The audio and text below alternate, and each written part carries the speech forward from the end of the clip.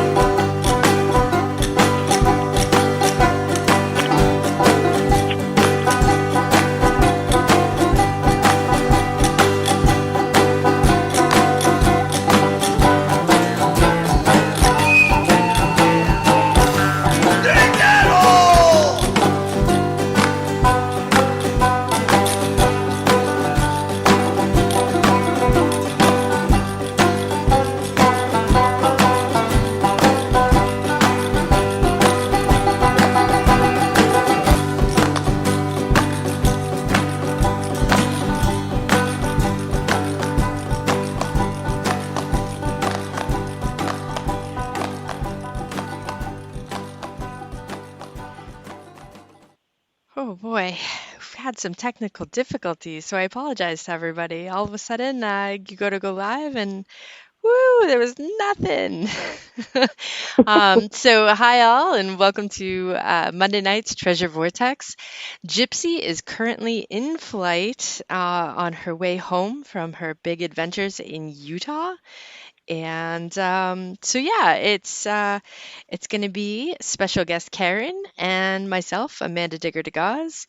If you're coming from Facebook, I'm sorry, the link there didn't work either because nothing is liking me tonight. So, whew. All right. So, hey Karin, how goes it? Hey, Amanda, it's going great. Can't wait to embarrass myself on your show. But Oh we'll be good. no. No embarrassing. Everybody give a warm welcome to Karin. And yeah, I can't wait. Let's kind of get right into this. Can you tell the listeners, where you're located in the U.S.? You don't have to be specific. I know that I know you share a lot of your treasure hunting spots, but for our normal listeners, can you tell everyone where you are? I live in Chittenden County, Vermont, so just north of Burlington, Vermont. And I dig all around the state, I'd say. So I go down and dig in Brandon, where my mom lives. I've been digging in the islands recently, and we just had a big dig down in Groton, Vermont. And so the listeners might not know if you haven't listened to the past few shows, but I was supposed to be on that hunt. I was very upset I missed it.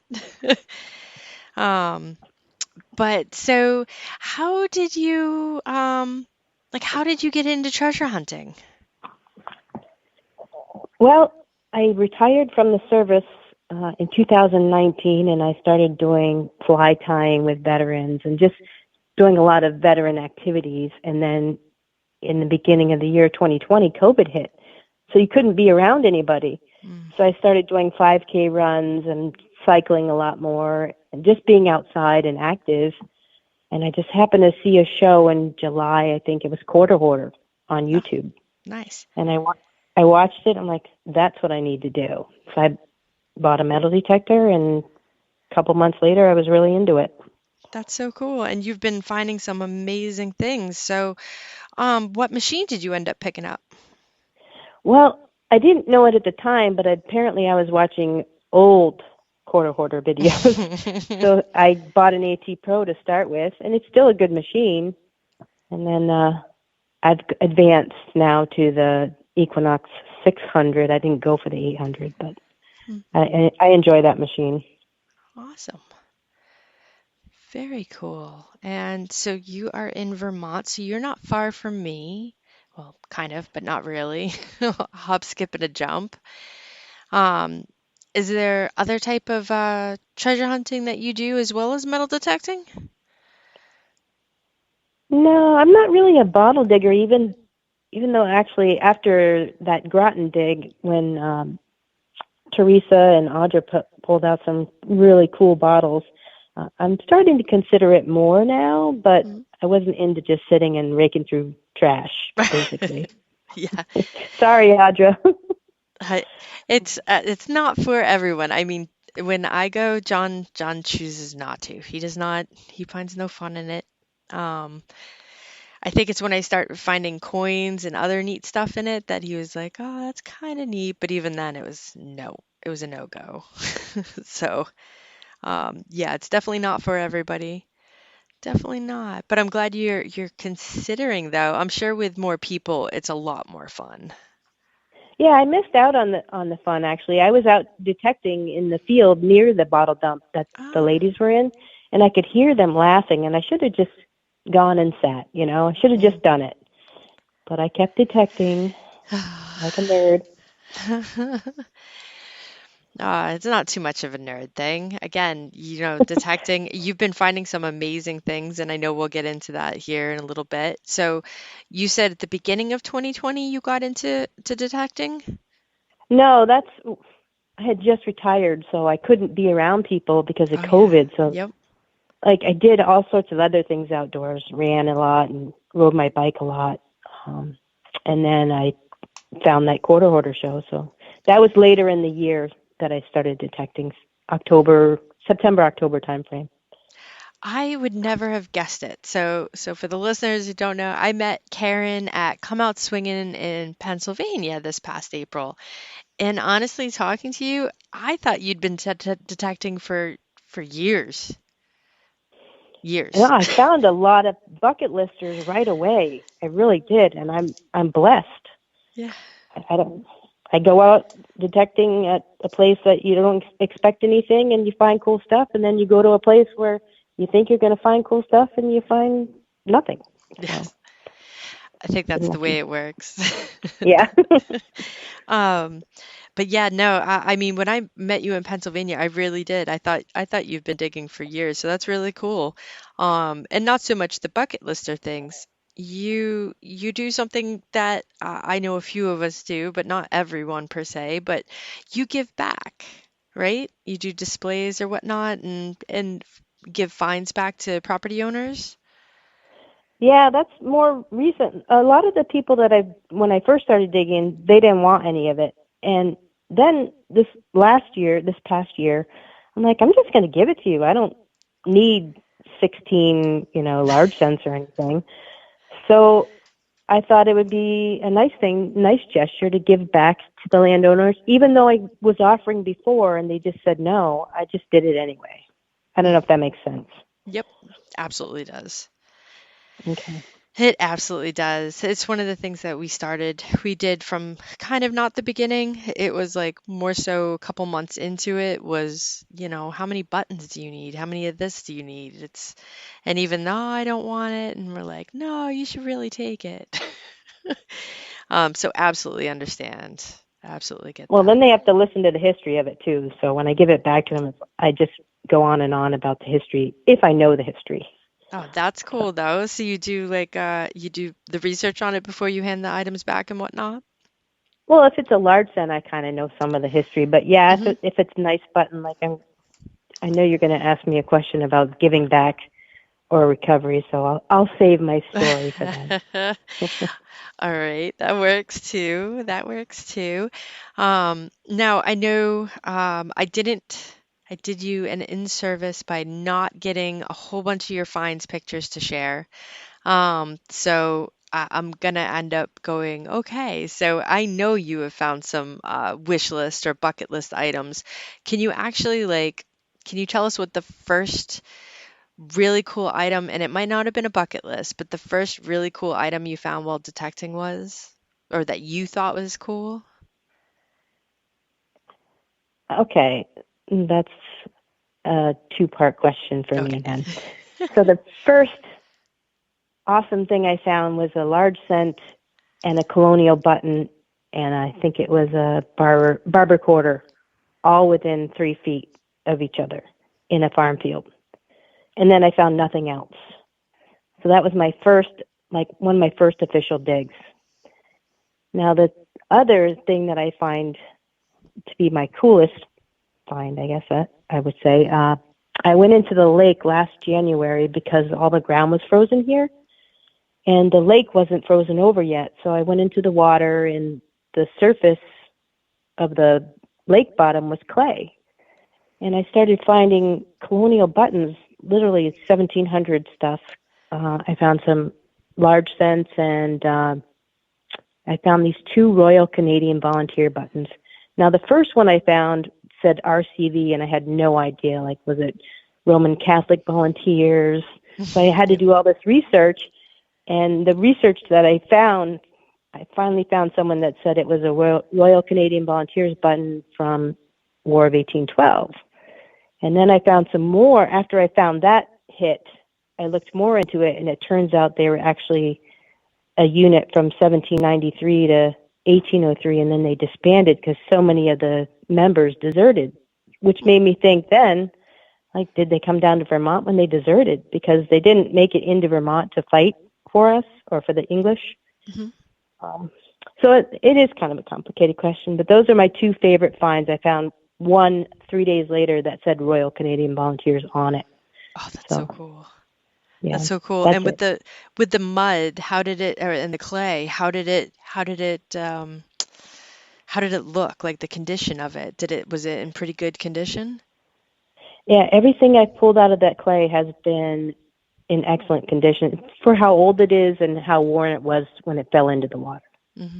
That's awesome. So I've pulled out draped busts that looked like copper coins. They weren't all grody or anything. They were pretty worn, but they've been on that surface of that clay for 200 plus years. So I'm impressed with them. And the clay kept everything on top. It probably took me 2 weeks to figure out I didn't have to dig out 6 inches of clay because everything was within an inch or two of the top. Because it just couldn't sink. Right. So I just kept digging these big clumps before I realized it. And do you have like the blue clay or the red clay up there so that when you start like shifting it, it like makes the water incredibly cloudy?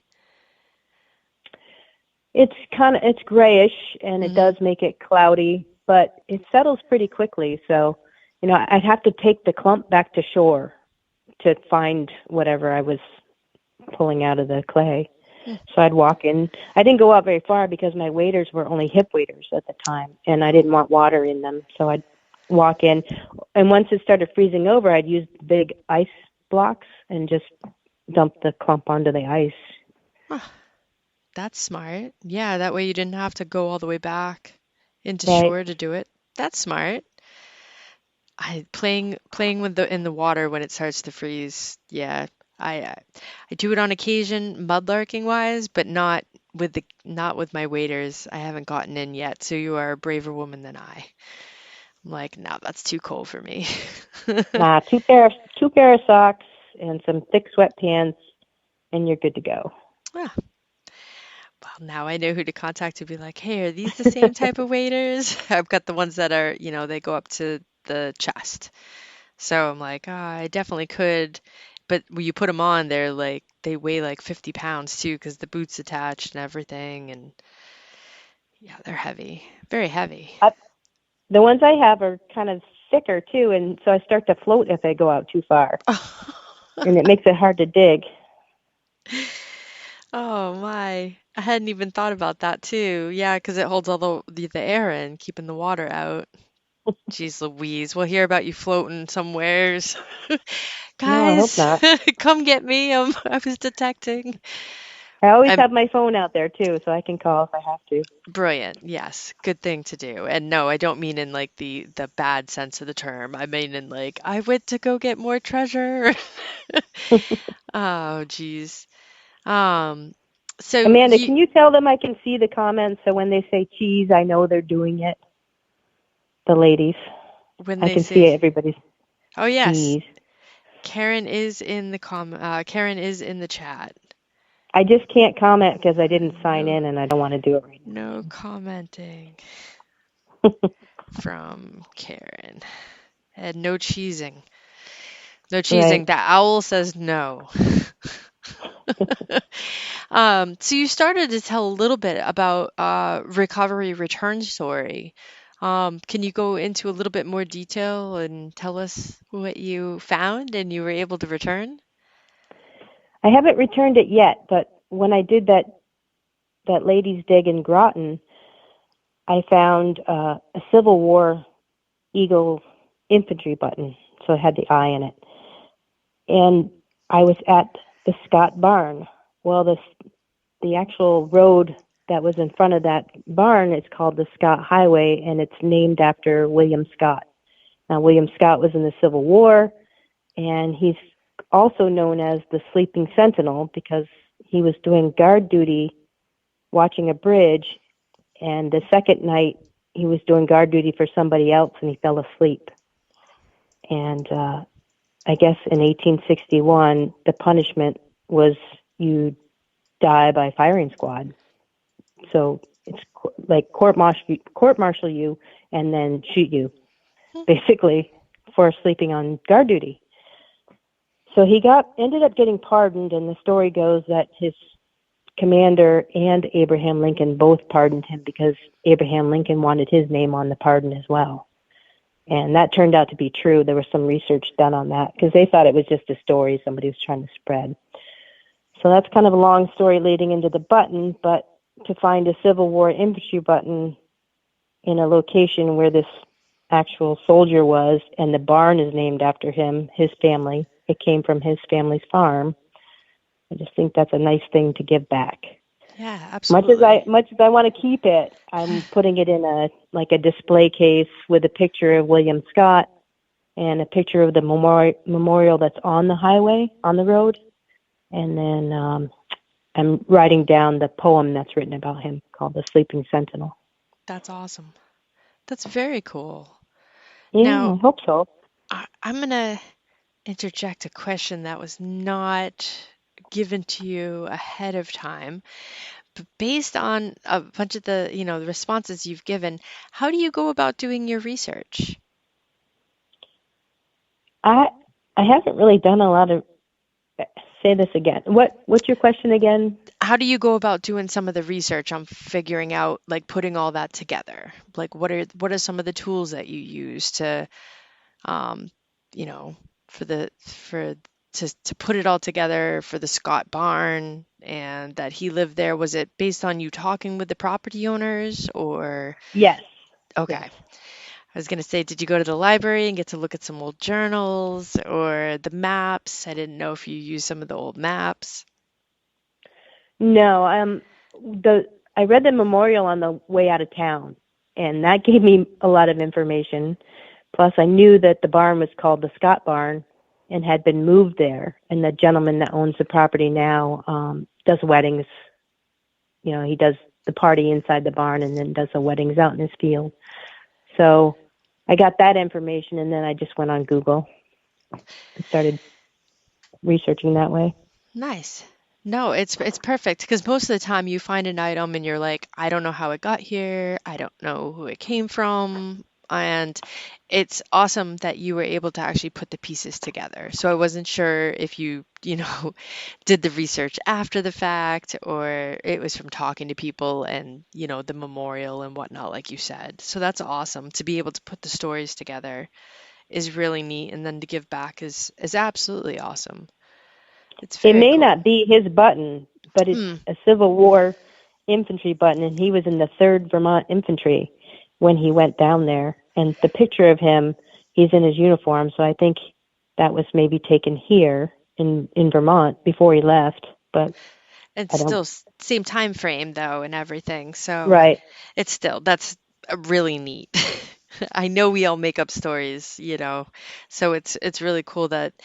Even if the story, even if it's not 100% his button, it's still the time period, his family barn, so that's, yeah, I would say 89% probability of it being. right. So that's really cool. Very cool. Now we'll get into the craziest find. Now, it doesn't have to actually be like a metal detecting find. It could be the craziest thing that maybe you saw while being out or headed to going out detecting, or I know that there's There's a lot of us that probably have come across some pretty interesting property owners and things like that. So, is there, what's the craziest thing that you've come across while metal detecting or on the Well, way I to? didn't put that much thought into it because I answered the question that you gave me. Yeah, So nope, that's fine. the craziest find to me was to be metal detecting in a field that had just been turned over, basically. And I found a Native American drill. So I don't know how many hundreds of years old it is, but it's made out of some black chert. And there's only two places in Vermont where black chert is found, at least at this point. And one's in Grand Isle, Vermont, and the other's somewhere in the south. And I found this in Bristol, Vermont, so it's kind of a central point. But that was the craziest find to me because it was a surface find and just something really cool. That is very cool. That's very, very cool, actually. I still have yet to find an artifact, Native American artifact. So that's really neat. Very cool. Um, then the creepiest find? Not a surface find, but someone's gold crown from their tooth.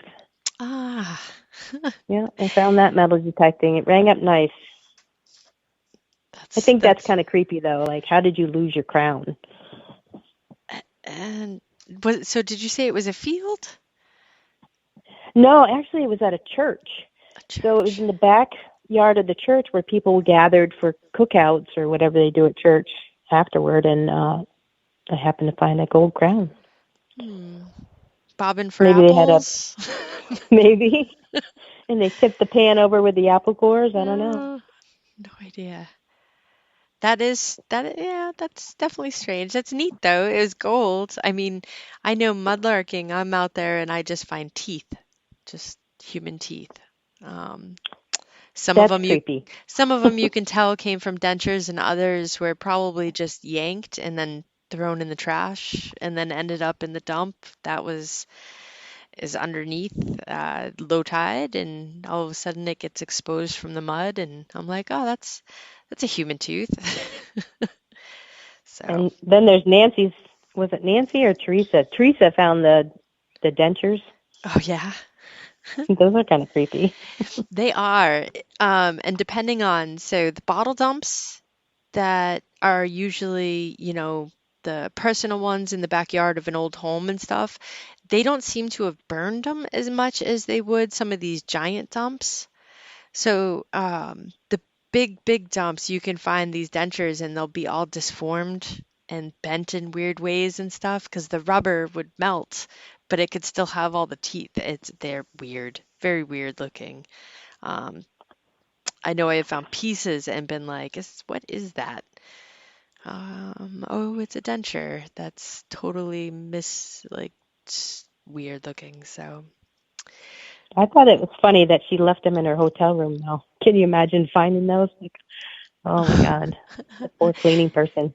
I'm surprised the cleaning person, usually the cleaning person I have to go back through that thread, but the cleaning people will be like, I think you left your dentures here. Oh my, that that's too funny. Yeah. So do you know if you're going to be at any upcoming events? No, I have to train for World Championship dragon boating, and that's going to be held in like mid-July. So I've got a lot of training to do for that. So I'm not going to be going away much before the end of July. And then I was hoping that fall dig stock would be up in New York again. But Pete wasn't giving me any information, so I'm not sure where it's going to be. And I'm probably naive, but what is dragon boating? That's 20 paddlers in a boat with a drummer and a steersperson, and you race. It's a Chinese, I guess, sport. That's neat. Yeah, and so I'm on a breast cancer survivor boat, and we won a bid. we won nationals, so we won a bid to worlds. So we'll be at the World Championship in That's July. that's amazing. Is there any way that we could like, is it on like YouTube or TV? Will they air it? Yeah, they do live feeds. It's in Sarasota, Florida, in mid-July. Can you believe it? Huh.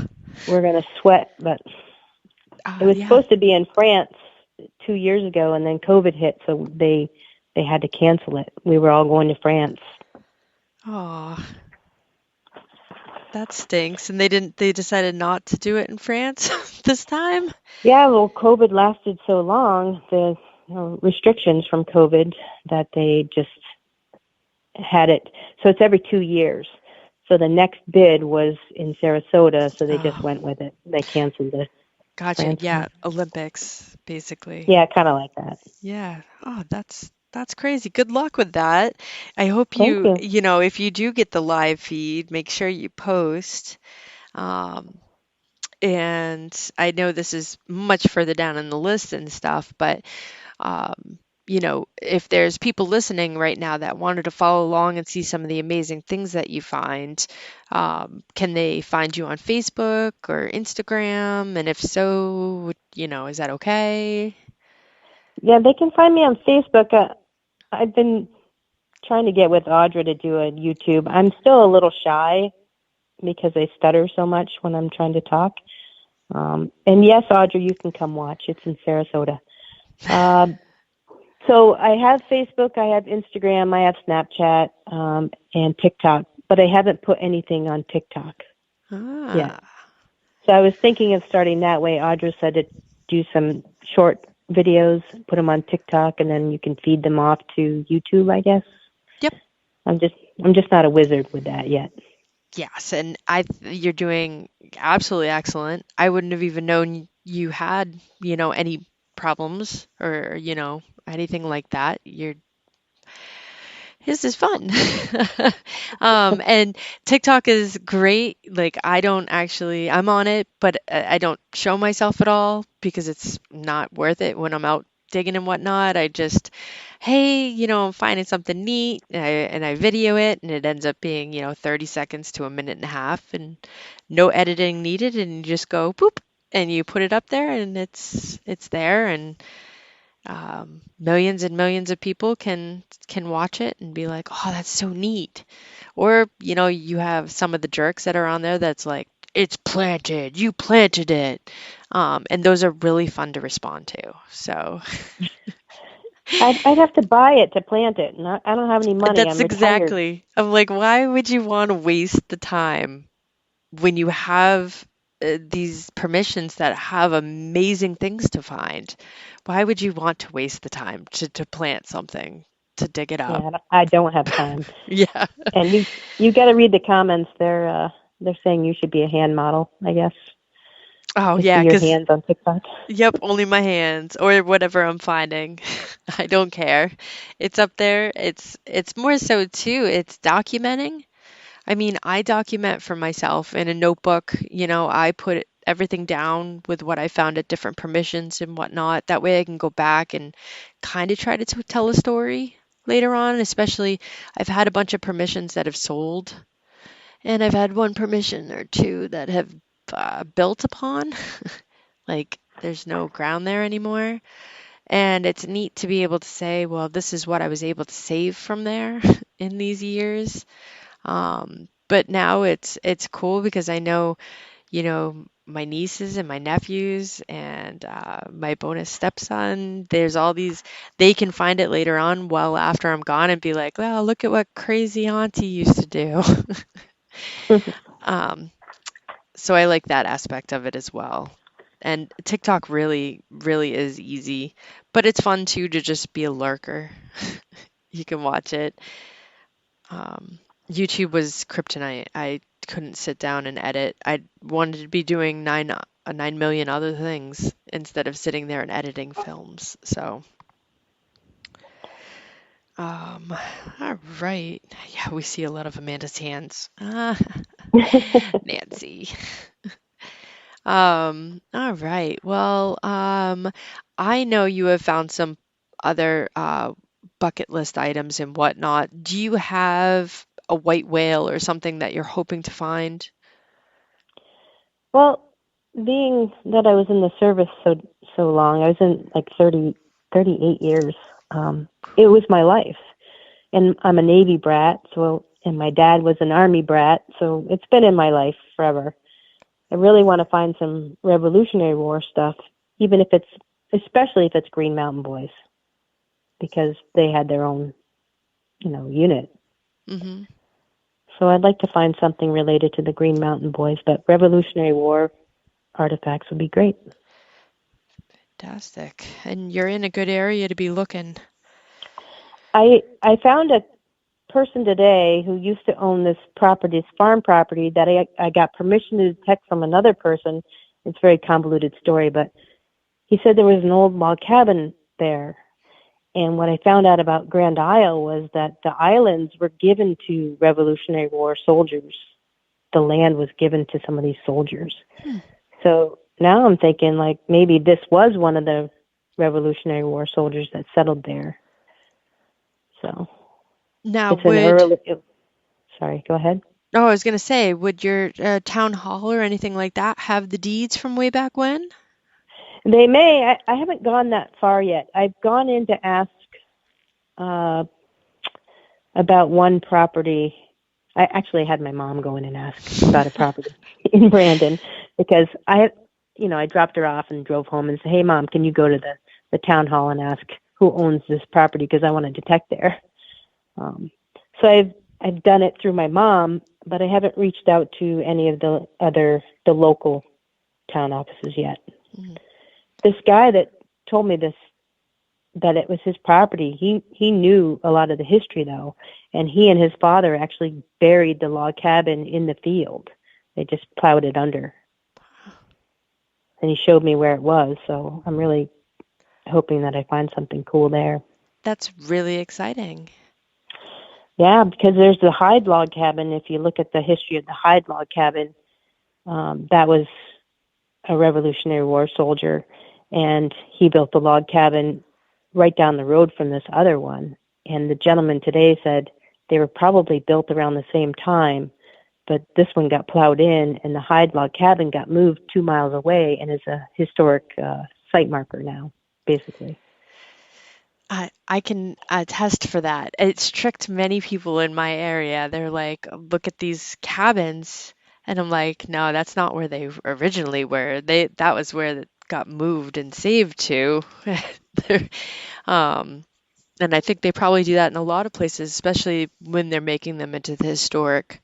The building itself in their mind is what's historic and not so much the land. So it's neat figuring out where some of the buildings were prior to where they were moved. So it's awesome that, these property owners are willing to talk to you and even know the history about some of these of their properties that they own. Yeah, the guy in Grand Isle I've been talking, one of the guys is 90 years old, so he's been around. He's the one who gave me the 2 secret cellar holes where I found that lock. Mm-hmm. That I don't know if you saw the smokehouse lock. Yes. And that horse whipping thing handle, riding crop handle. Sorry. That was so I wouldn't neat, whip though. horse. Yes. It is neat.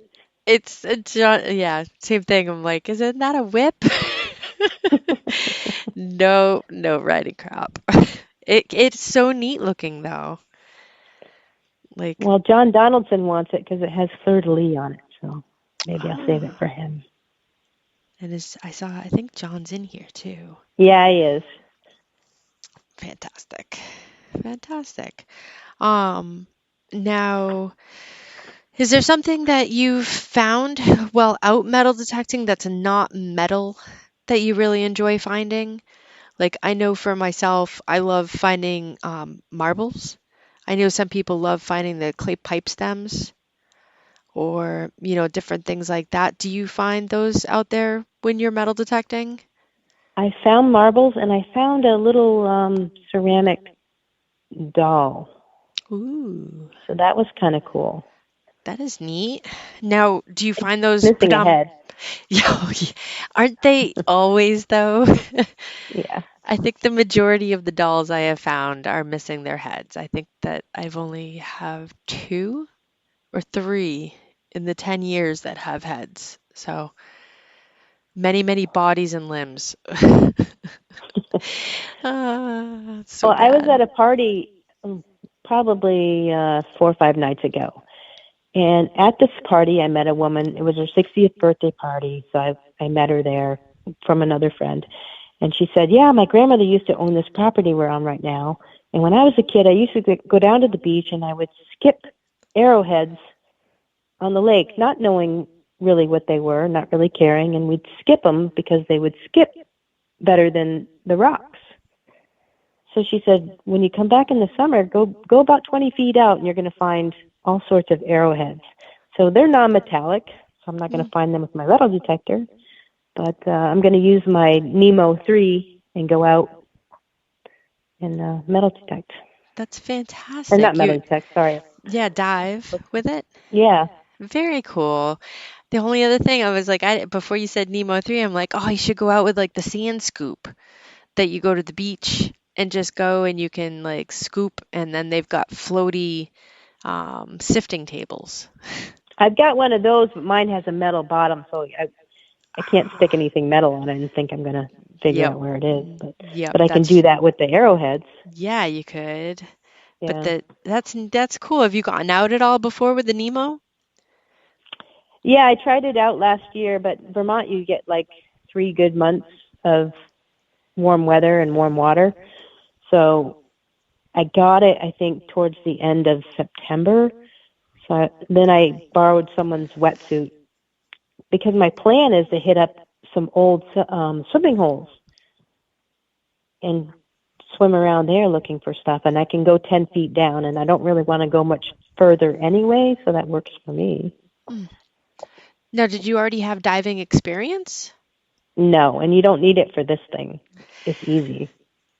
And that was my concern. I'm like, I know because I've looked at it and I'm like, it says you don't need diving experience. I'm like, but would diving experience make it easier to use? So that's good to know. No, Because I was gonna sorry, go cough ahead. up, I was gonna cough up a bunch of money for some diving diving classes here soon when technically I could put that money towards the Nemo. And I've got a friend who could teach you how to dive. She was going to teach me. She's got extra equipment. She's an instructor. And we were going to go into a river.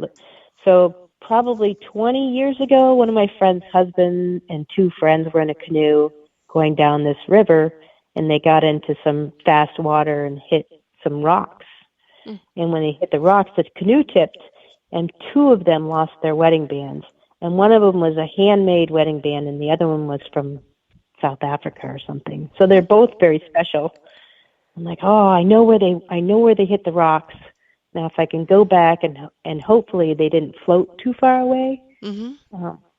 The only problem I ran into with the Nemo was it's not the Nemo. It's that you need the weight belt for a Yes. diver. Yep. You need that kind of equipment. Yep. But even then, you're saving on the tanks and the refills and by having the Nemo. And I know Gypsy had gotten it, I think last year as well. And that's one of the things we were going through is she's like, oh, I need the belts. I need, you need the bag, the type of thing that you can hook to your chest and put the items in so they won't Right. obviously disappear. And then we were talking about the clips. I can't think what they're called, like the S clips. And that way you could put rings right on them. And I can't Oh, think yeah, of you what could they're use called. just a D-ring, I think. Yeah, yep, something like that. I was trying to think. S clips, ring. Yeah, both of them would work. Yeah. Yeah, and how you could hook it right to your belt, and that way it's there. And yeah, coming up with all different ideas on how to, store things, and if you could have flippers for your hands to kind of swish away the dirt if you weren't metal detecting. So weird. I know. We're weird. Well, you can try mine. I'll come out to Maine and meet up with you. You're in Maine, right? I am. Or, I am. yeah. And I have a river dump. Ooh. that metal detecting would not work for. So it is a true, you have to use the sand scoop or you have to go down under and see what you can see. But there's definitely amazing things down there. But yeah, that's one of the reasons why I'm like, I should get the Nemo. That, and there's another area that supposedly at the beginning of COVID, there were a couple divers that went down and they found um, a gold colonial coin. That was all they'd say to me. And I'm like, what? No. But I've seen some of the bottles and some of the intact clay pipes that they've brought up, and I'm like, oh, Wow. yeah, there probably is stuff like that down there. Well, I've got a spare battery, so you've got Perfect. 2 hours of diving. Fantastic. Well, thank you for that. But it'd be fun to Yeah. have you over and come up to Maine. I mean, it's across to Maine, to dig some Maine as well. Vermont is definitely on my list to get back over that way and detect. So we'll have to make some stuff happen. I know we'll have to pick Nance up either one way or another if you're coming this way or I'm going that way because she's on the way to me or probably on the way to you. Yeah, she was 2 hours away from, I think, from Groton, maybe 3 hours. Yeah, yep. And she's only, I think, maybe an hour from me. So not too bad. Not too bad. Well, we can always go back to that area because my friend said we can go back and then you can come over. Or Fantastic. I'm up in the islands hunting right now, this for the next few weeks anyway. And you can always come up and meet me there if Yeah, you that would want. be awesome. That'd be awesome. When you were saying about the New York area, you have no idea how much I would have loved to. I was I thought about it after though. I was like, no, there's no way. Even the drive itself, doing it by myself, I wouldn't because I basically needed a nap like every 4 hours. I was so tired. So, um, but yeah, the not so great things of being sick. Um, so if you could treasure hunt anywhere where there's no rules and you could do any type of treasure hunting, what type of treasure hunting and where would you go to do it? Well, I'd like to go to England. It seems to me there's a lot more history there than anywhere else I've seen. Maybe Italy. But I'm planning a trip to Scotland actually with some friends, and one of them is from Scotland. So she's Hmm. going to take me to the island Aran. I don't know Hmm. how to say it. And she said in Scotland you can detect on farm fields and anywhere that's public property as well. And she's going to try to get me on some old battle sites. But I'm not sure about that. She's looking into all the permissions, and then we're going to just go out metal detecting and hiking and kayaking and whatever else. You'll have to let me know because I have a couple friends out there, and Okay. they detect and everything, and we'll see if I can be like, you have to show her around, bring her to some good spots. I'm not eating haggis. That's all I'm telling you. Disgusting. You sure you don't want to? No, I don't eat meat anyway, so that's not on my list. It's not that bad. I mean, Okay. it's not my favorite thing. It really isn't all that bad. I kind of put it up there with some people like tripe. I find it kind of like that. And Yeah, my mom made me eat tripe when I was little. Pickled tripe. yeah, I mean, it's definitely totally different, but to me, even the both words like elicit the same. Yeah, gonna have one of those. But that's awesome. Yeah, England is definitely on my list. Would love to get to a detectival, Me to meet too. some of the detectorists over there.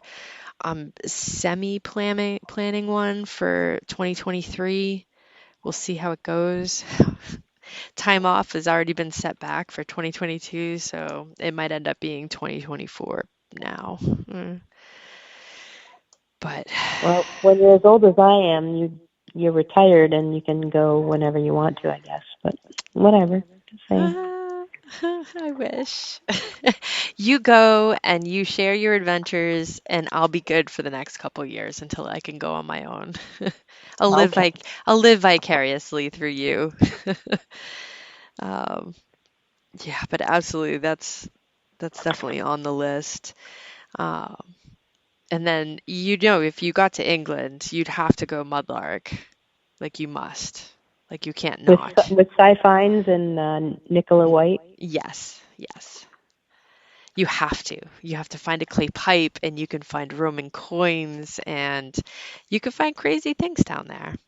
Crazy. Absolutely crazy. Well, Pete Sorrell finds clay pipes over in Shazy, New York. So Yeah, maybe not as old, but I find them here in Maine too. They're just not as decorative and as amazing as the ones that I see them pull out of the mud over there. And the age wise is definitely, theirs are much older than, than the majority yeah. I have found so far. So, oh my. So we do have a goofy question, and I just got a text about it. Um, and if you could be a superhero and have those superhero powers while you're treasure hunting, who would you choose and why? Uh, I would just be Wonder Woman. Wonderful. She's a great role model. She's strong. She's got endurance. She's empathetic. I don't know. I don't need any like X-ray vision or anything, although that would be cool. I just don't want to be Superman. So. Well, you've also been, I know when we were planning for the Groton, you had asked us to bring extra detectors because you were going to help teach the landowners how to metal detect as well. And how did all that go? Well, we're going to give back by getting a detector for the little girl that was hanging around me for most of the day, Annabelle. Awesome. We're going to get her a little mini hoard. And the landowner had his own metal detector, and he enjoyed it. And then the other landowner across the street, my friend Kathy, her son really enjoyed it. So I think it went well. I'm not sure if they're going to buy metal detectors, but But Annabelle will have one. they had fun doing it and following you all along and everything.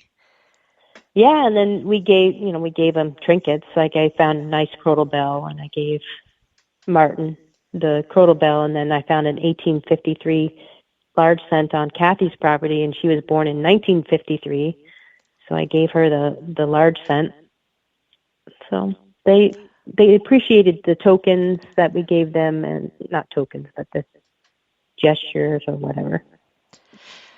Well, you might be relatively new to the hobby, but you are a wonderful ambassador of the hobby. So thank you for what you're doing in your community and with the other, our future detectorists. I'm going to steal that from Nancy.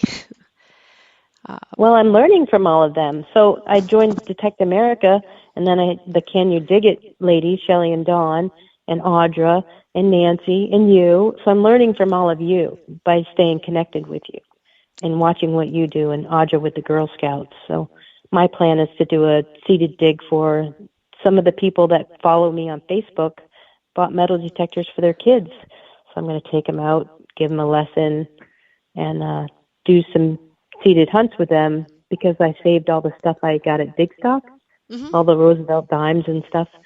And I'll just put those in the ground with some like relics, some buttons. I've got, I don't know how many flat buttons I can put in the ground, and then give them a history lesson. That's awesome. That's really cool. Well, And you know that if you need any help with any of those seated hunts or whatnot, whether it's for items or assistance, just put it out on Facebook. yeah, And I saw what Audra got. Wow, she pulled in a lot, but she's doing, I think, 3 classes, so it's going to be spread out over those 3 groups. And pretty amazing, though. She did get a lot of stuff. Well, hopefully these kids all have their own detectors, and I have 2 spares. But yeah, I'll be looking for some help for items, I guess. Fantastic. But I'd like some help with the dig too, if you want to come Yes, out. yes, I could come out and help, and I could always bring some of the couple extra detectors, which I felt so bad when got sick, and I'm like, I had kicked off the dust on a whole bunch of the machines, and I'm like, oh, this will be awesome. They haven't been used in forever. And then you have no idea how upset I was. John's like, you're seriously moping. I'm like, well, wouldn't you? So. Yeah, it made me sad to miss out. So absolutely would enjoy helping out on another dig with whether it people helping them out with you or helping you with seated items. You name it. You Well, name I'd it. like you to come over, and then we'll spend a few hours with the kids, and then we'll go for a dig, and you can come for a weekend, and we'll get on one of these cool spots in the islands or something. Fantastic. Well, I know that we have another podcast after us, and I know that it's been uh, crazy last few weeks. And so Gypsy should be back next Monday. So everyone who's listening, and we'll get to hear maybe a little bit about her Utah journey. I think she might have been filming. I'm not quite sure. Um, so that will be cool to catch back up with Gypsy. So she should be here next Monday. And Karin, I want to say thank you so much for joining us. I appreciate it. Thank you for coming on with me and talking metal detecting and treasure hunting. I really appreciate it. Yeah, And thank you for having me, and I didn't have to pull a KK and just tap out no, like no, like I usually do. no. And it's been great. I absolutely had a fantastic time with you on as a guest tonight, and it was a lot of fun. So thank you all. I hope you have a wonderful evening, a safe week. And if you get out treasure hunting, I hope that luck finds your way. So, good night, everyone. Good night, everyone.